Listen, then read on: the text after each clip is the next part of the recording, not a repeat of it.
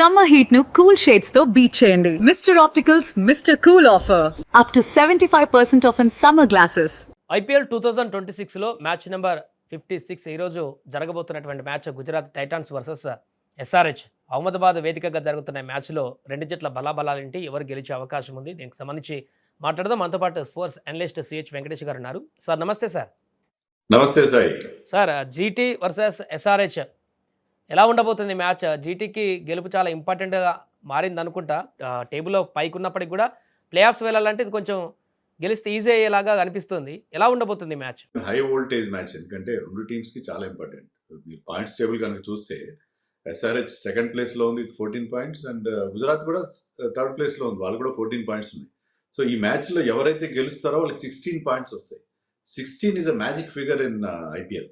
16 points కనుక మీకు వస్తే మీరు ప్లే ఆఫ్స్కి వెళ్ళిపోయినట్టే. ఇప్పటివరకు నాకు తెలిసినంత వరకు ఏ టీం కూడా 16 పాయింట్లు తెచ్చుకుని ప్లే ఆఫ్స్కి వెళ్ళకుండా లేదు in the last 18 seasons. So 16 points వస్తే కనుక ప్లే ఆఫ్స్కి వెళ్ళిపోయినట్టే మీరు.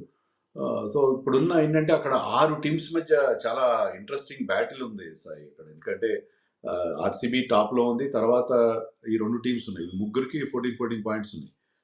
అండ్ ఫోర్త్ ప్లేస్లో ఉన్న పంజాబ్ కింగ్స్ వరుసగా 4 మ్యాచ్లు ఓడిపోయినప్పుడు దే ఆర్ హ్యావింగ్ 13 పాయింట్స్. ఆ తర్వాత చెన్నై అండ్ ఆర్ఆర్ ఉన్నారు, రాజస్థాన్ టీం, వాళ్ళకేమో 12 పాయింట్లు ఉన్నాయి. సో ఈ 6 టీంల మధ్య చాలా ఇంట్రెస్టింగ్ బ్యాటిల్ ఉంది. సో ఏ మ్యాచ్, ప్రతి మ్యాచ్ ఇంపార్టెంట్ వీళ్ళకి. సో ప్రతి మ్యాచ్ ఇంపార్టెంట్. ప్లే ఆఫ్స్కి వెళ్ళడం కాకుండా మీరు టాప్ 2 ఫినిష్ ఇస్తే మీకు క్వాలిఫైర్ 1 ఆడే అవకాశం ఉంటుంది. So will have an extra cushion of playing qualifier 2 and again going to the final. So ఈ స్టేజ్లో రెండు టీమ్స్ కూడా ఇది చాలా ఇంపార్టెంట్ మ్యాచ్. సో రెండు జట్ల బ్యాటింగ్ బలాలను చూస్తే ఎవరు స్ట్రాంగ్గా ఉన్నారని చెప్పొచ్చు. గుజరాత్ ఏమో కన్సిస్టెన్సీగా ఆడుతూ వస్తుంది, హైదరాబాద్ హిట్ అయితే హిట్ అవుతుంది, లేదన్నట్టుగా కొనసాగుతుంది. బ్యాటింగ్ ఆర్డర్లో ఏ టీం స్ట్రాంగ్గా ఉందని చెప్పొచ్చు? యా, మీరు అన్నట్టు గుజరాత్ కన్సిస్టెంట్గా ఆడుతుంది, కానీ గుజరాత్కి ఏంటంటే వాళ్ళ కన్సిస్టెన్సీ అంతా లిమిటెడ్ టు టాప్ 3. మీకు వాళ్ళ captain Shubman Gill, Sai Sudharsan and Butler. ఆ తర్వాత వాళ్ళకి మిడిల్ ఆర్డర్లో కొద్దిగా డొల్లతనం ఉంది, వాళ్ళకి చాలా ఇబ్బంది ఉంది. ఎందుకంటే వాషింగ్టన్ సుందర్ కానీ, జేసన్ హోల్డర్, రాహుల్ తెవాతియా, కొత్తగా వచ్చిన నిశాంత్ సింధు, వీళ్ళందరూ ఎంతవరకు టీంని ఆదుకుంటారు మిడిల్ ఆర్డర్లో టాప్ 3 కనుక ఫెయిల్ అయితే అనేది ఎప్పుడు కూడా క్వశ్చన్ మార్క్గానే ఉంటుంది. వేరే సన్ రైజర్స్కి అట్లా కాదు. సన్ రైజర్స్ మీరు అన్నట్టు ఇన్కన్సిస్టెంట్ అయినా కూడా వీళ్ళ హిట్టింగ్ మ్యాగ్నిఫిసెంట్ హిట్టర్స్ ఉన్నారు అక్కడ. మీకు ట్రావిస్ షేక్ ఓపెనింగ్ జోడీతో పాటు క్లాసన్ కానీ, ఇషాన్ కిషన్, నితీష్ రెడ్డి, వీళ్ళందరూ కూడా సూపర్ ఫామ్లో ఉన్నారు. కాబట్టి వాళ్ళకి మిడిల్ ఆర్డర్ వరీ లేదు. బట్ ఏంటంటే వాళ్ళు చాలా అగ్రెసివ్గా ఆడతారు, హై రిస్క్ తీసుకుని ఆడతారు. అండ్ ఆడినప్పుడు హై రిస్క్ క్రికెట్ ఆడినప్పుడు కొన్నిసార్లు చాలా మంచి రిజల్ట్స్ వస్తాయి, కొన్నిసార్లు ఇబ్బందులు అవుతాయి. But we have to remember that SRH గత 7 మ్యాచ్ల్లో 6 మ్యాచ్లు గెలిచారు.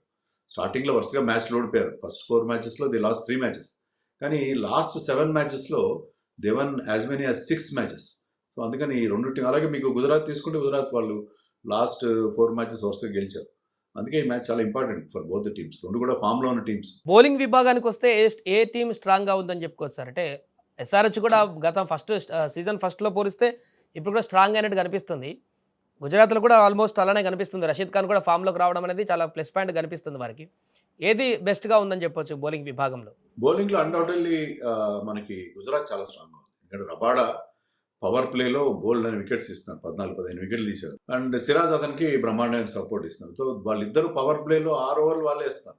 మీరు లాస్ట్ ఫ్యూ మ్యాచెస్ చూస్తే మామూలుగా పవర్ ప్లేలో ఒక స్పిన్నర్ వేస్తాడు, వీళ్ళైతే కెప్టెన్ ఏంటంటే 4-5 బౌలర్స్ పవర్ ప్లేలు ఇచ్చేసి ఆ వెరైటీ మెయింటైన్ చేయడానికి చూస్తారు కెప్టెన్స్. కానీ వీళ్ళు ఏంటంటే 3 ఓవర్లు పవర్ ప్లేలు వేస్తున్నారు and they are getting wickets.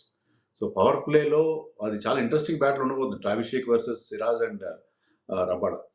వాళ్ళిద్దరు మీద అలాగే మీరు చెప్పినట్టుగా Rashid Khan is in great form. Rashid Khan last మ్యాచ్లో 4 వికెట్స్ తీశాడు, మళ్ళీ ఫుల్ రిథంలోకి వచ్చాడు. లాస్ట్ ఫ్యూ సీజన్స్కి అంత బాగా బౌలింగ్ చేయలేదు అతను. అలాగే జేసన్ హోల్డర్ కూడా మీకు మంచి వికెట్స్ ఇస్తున్నాడు, అర్షద్ ఖాన్ ఇస్తున్నాడు, వికెట్స్ ఇస్తున్నాడు. సో వాళ్ళకి బౌలింగ్ చాలా స్ట్రాంగ్గా ఉంది, bowling very very strong. SRH కూడా స్ట్రాంగ్గానే ఉంది. అంటే మొదట్లో మీరు చెప్పినట్టుగా మొదట్లో బాగా డల్ అనిపించిన తర్వాత ఈ యంగ్ కురాళ్ళు సాకిబ్ కానీ, ప్రఫుల్ లింగే, వీళ్ళు అందరూ రావడం, plus Ishan Malinga has been a revelation in this season. ఈ సీజన్లో అతను చాలా అద్భుతమైన బౌలింగ్ చేస్తున్నాడు. ప్యాట్ కమిన్స్ రావడంతో ఏంటంటే తన ఎక్స్పీరియన్స్ కూడా టీంకి ఉపయోగపడింది. ప్లస్ నితీష్ రెడ్డి గతంలో use to be just batsmen who can bowl a couple of overs. ఇప్పుడు అతను న్యూ బాల్తో బౌలింగ్ చేస్తున్నాడు, న్యూ బాల్తో వికెట్స్ ఇస్తున్నాడు. అతని బౌలింగ్ స్పీడ్ కూడా బాగా పెరిగింది. గతంలో అతను చాలా ఒక మీడియం పేసర్గా ఉండేవాడు, కానీ ఈజ్ నౌ టచింగ్ 140 కిలోమీటర్స్.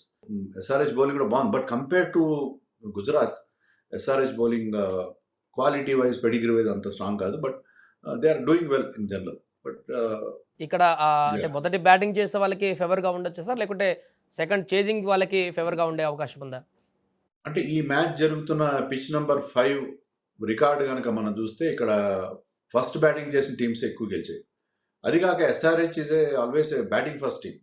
వాళ్ళ విక్టరీస్ కనుక మీరు చూస్తే చాలా వరకు వాళ్ళు ఫస్ట్ బ్యాటింగ్ చేసి 200, 230, 240 అలాంటి స్కోర్లు బోర్డు మీద పెట్టి దాన్ని డిఫెండ్ చేసుకోవడం వాళ్ళకి చాలా కంఫర్టబుల్గా అనిపిస్తుంది, రాదర్ దెన్ చేజింగ్. సో అందుకని ఎస్ఆర్హెచ్ కనుక టాస్ గెలిస్తే ముందుగా బ్యాటింగ్ చేస్తారని అనుకుంటున్నాను. రైట్ సార్, ఫైనల్గా ఎవరు గెలిచే అవకాశం ఉందంటే ఏం చెప్పొచ్చు రెండు టీముల్లో ఈరోజు రిజల్ట్? వెరీ డిఫికల్ట్ సాయి చెప్పడం, ఎందుకంటే రెండు టీమ్స్ ఇప్పుడు మోస్ట్ ఇంప్రెసివ్ సెకండ్ హాఫ్లో ఈ రెండు టీమ్స్ ఉన్నంత ఇంప్రెసివ్గా ఏ టీమ్స్ లేవు. ఆర్సీబీ కానీ పంజాబ్ కింగ్స్ కానీ చాలా బాగా స్టార్ట్ చేశారు ఫస్ట్ హాఫ్లో, తర్వాత వాళ్ళు తెలిపారు. కానీ వీళ్ళు ఏంటంటే Peking at the right time అనే మాట వాడతాం మనం స్పోర్ట్స్లో, అంటే రైట్ టైంలో వీళ్ళు ఫామ్లోకి వచ్చారు. సెకండ్ హాఫ్లో చాలా ఇంప్రెసివ్గా ఉన్న టీమ్స్ ఈ రెండే. సో ఈ రెండు టీమ్స్ మీద జరుగుతున్నాయి కాబట్టి very difficult to pick a winner. But ఏంటి గుజరాత్ అన్నట్టు వాళ్ళ హోమ్ అడ్వాంటేజ్ కానీ తర్వాత గుజరాత్లో మీకు ఎప్పుడు చూసినా గిల్ అద్భుతంగా ఆడతాడు. గుజరాత్లో అతని దగ్గర నుంచి కనీసం ఒక 40-50 రన్స్ మినిమం వస్తాయి. సెంచరీలు కూడా చాలా చాలా ఉన్నాయి అతనికి, ఇంటర్నేషనల్ క్రికెట్లో ఉన్నాయి, ఐపీఎల్లో ఉన్నాయి.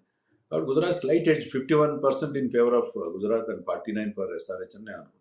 Right sir, thank you so much. అదే ఈరోజు జరగబోతున్నటువంటి మ్యాచ్కి సంబంధించినటువంటి అనాలిసిస్. ఈరోజు ఎవరు గెలిచినా కూడా ప్లే ఆఫ్స్ వెళ్ళడానికి ఒక ఖరారు అయ్యేటువంటి అవకాశం ఉంది. ఎవరు గెలిచిన పాయింట్ పట్టికలో 16 పాయింట్లతోటి మరి మొదటి ప్లే ఆఫ్స్కి వెళ్ళేటువంటి ఆల్మోస్ట్ ఇంకా అధికారికంగా అవ్వకపోయినా కూడా ఆల్మోస్ట్ ప్లే ఆఫ్స్కి వెళ్ళేటువంటి టీమ్గా మారబోతుంది రిజల్ట్. కాబట్టి మరి ఎస్ఆర్హెచ్ గెలిచి మన టీం ప్లే ఆఫ్స్ వైపు వెళ్తుందా, లేకుంటే జీటీ ఎస్ఆర్హెచ్కి షాక్ ఇచ్చి ముందుకు వెళ్తుందా అనేది వేచి చూడాలి.